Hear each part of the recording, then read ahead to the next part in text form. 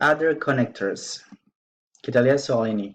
They will get A on this course, provided A. Studying, B. Study, C. To study, D. They study. Jenis konektor yang lain akan kita pelajari di lesson kali ini. Kita akan kembali lagi ke soal ini nanti. Jadi, saya ulangi lagi, kunci menjawab soal connectors. 1. Kita tahu arti konektor itu. 2. Kita harus tahu apa fungsinya. Baru kemudian, terkadang, seringnya, bukan terkadang, kita harus menerjemahkan arti kalimat untuk tahu apakah maknanya bertentangan, menunjukkan kondisi, menerangkan waktu, atau yang lain. Baru kemudian kita bisa tahu konektor yang mana yang pas. Yang selanjutnya, konektor yang menjelaskan kondisi. Ada if, in case, provided, dan providing. Ini jarang sekali dipakai. Tetapi di TOEFL bisa muncul. Dia menjelaskan tentang kondisi. Kita akan balik lagi ke soal tadi nanti ya. Unless, whether. Contoh, if they brush and floss every day, they will not get cavities. Jadi menjelaskan kondisi. Kalau dia gosok gigi dan floss tiap hari, mungkin tidak akan dapat cavities. Providing.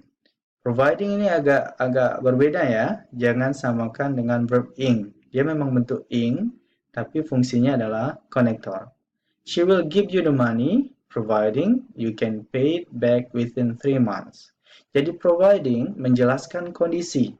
Dia akan kasih kamu uang dengan kondisi kamu bisa balikin dalam waktu 3 bulan.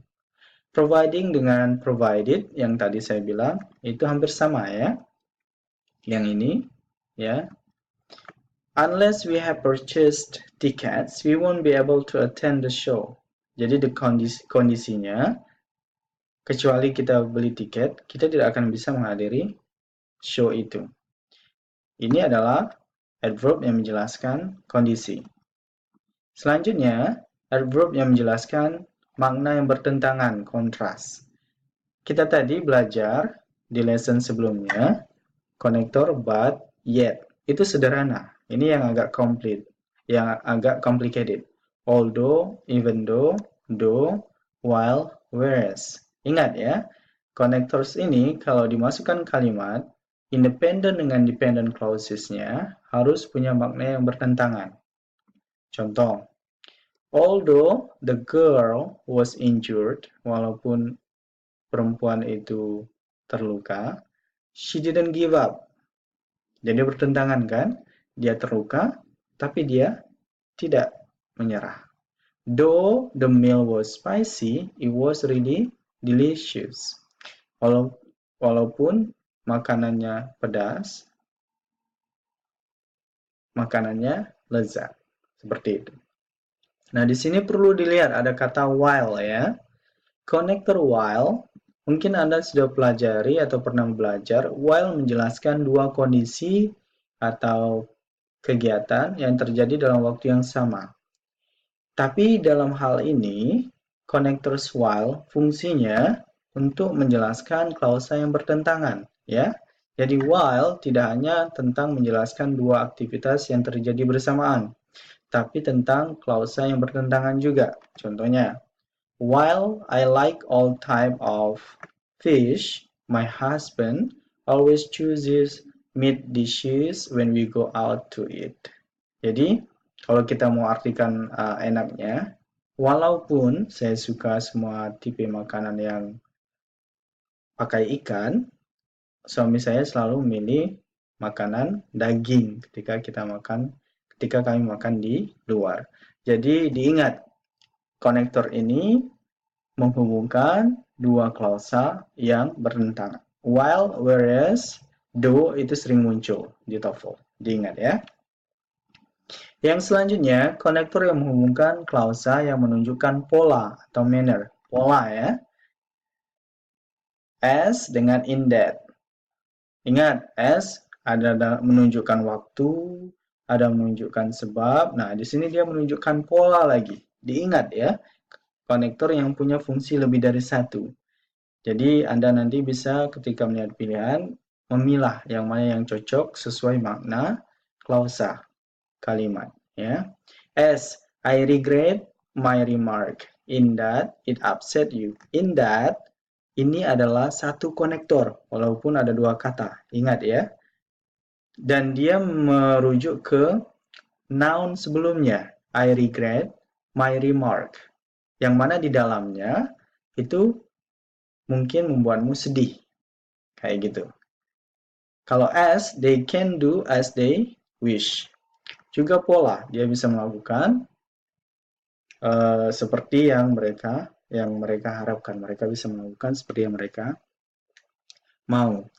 Jadi, ingat yang connectors in that ini, karena jarang sekali kita gunakan, tapi di soal TOEFL muncul. Ya.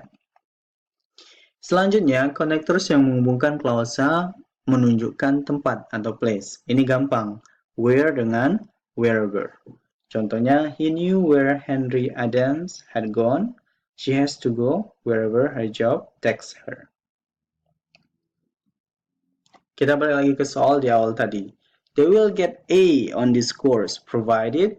Kita lihat subjeknya apa? They. Verbnya apa? Will get. Terus kita lihat ada konektor provided. Kalau kita tidak tahu provided ini konektor, kita akan kebingungan.